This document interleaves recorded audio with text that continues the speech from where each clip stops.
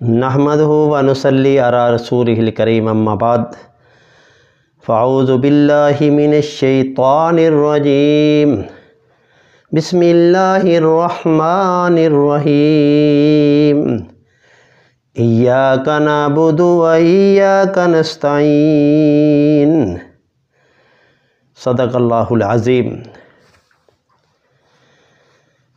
خاص تیری ہی ہم عبادت کرتے ہیں اور تجھ ہی سے مدد مانگتے ہیں۔ عزیز دوستو بھائیو، ہر مسلمان پر، ہر مومن پر رب کائنات کے 3 حق ہیں۔ 3 حق۔ پہلا حق ہر مسلمان پر، ہر مومن پر کہ اللہ تعالیٰ پر ایمان لایا جائے، اور دوسرا حق ہر مسلمان پر کہ اللہ تعالیٰ سے سب سے زیادہ محبت کی جائے، اور تیسرا حق کہ اپنے خالق و مالک کی عبادت کی جائے۔ پہلا حق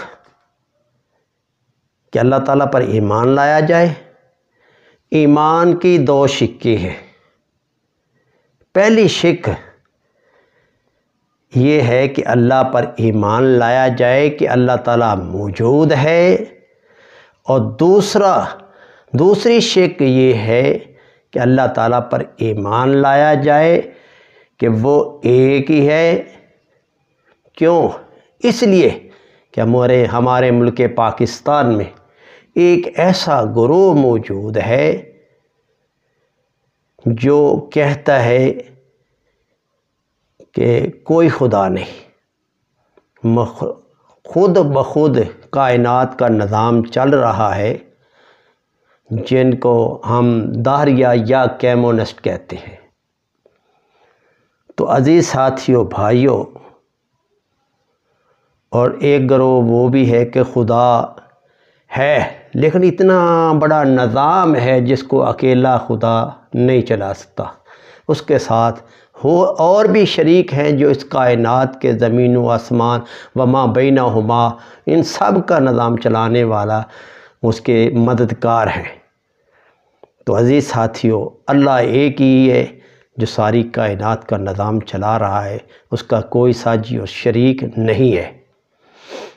حافظ ابن کثیر رحمۃ اللہ علیہ نے تفسیر ابن کثیر میں نقل فرمایا ہے، البارۃ تدل علی البعیر وآثار الاقدام تدل علی المسیر فسماء ذات ابراج وارض ذات فجاج وبحار ذات امواج کیف لا تدل علی وجود اللطیف الخبیر۔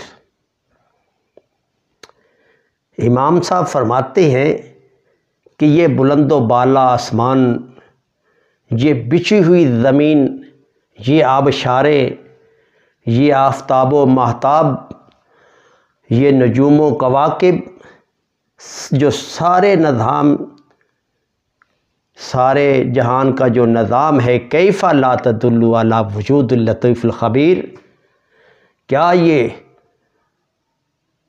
ان ساری چیزوں میں اللہ تعالیٰ کے وجود کی دلالت نہیں کرتا؟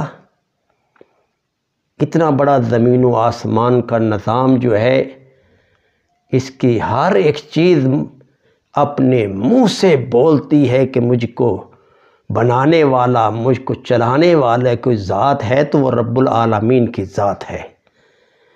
تو عزیز ساتھیو بھائیو، خود بخود نہیں بن گیا، یہ دنیا کا نظام ہے، یہ دنیا کی چیزیں ہیں۔ عمارت کو دیکھ لو، کسی معمار کے بغیر یہ عمارت، بلڈنگ نہیں بن جاتی۔ تو اسی لیے اس کائنات کا نظام چلانے والا بھی کوئی خالق ہے، مالک ہے، جو اس ساری نظام کو چلا رہا ہے، جس کو رب العالمین کہتے ہیں۔ تو عزیز ساتھیو، اللہ تعالی ہمیں اللہ تعالیٰ کی پہچان کرنے کی توفیق عطا فرمائے۔ اللہ ہمیں سمجھ عطا فرمائے۔ وما علینا الا البلاغ المبین۔ باقی انشاءاللہ اگلی ویڈیو میں بتاؤں گا۔ ٹھیک ہے، السلام علیکم ورحمۃ اللہ۔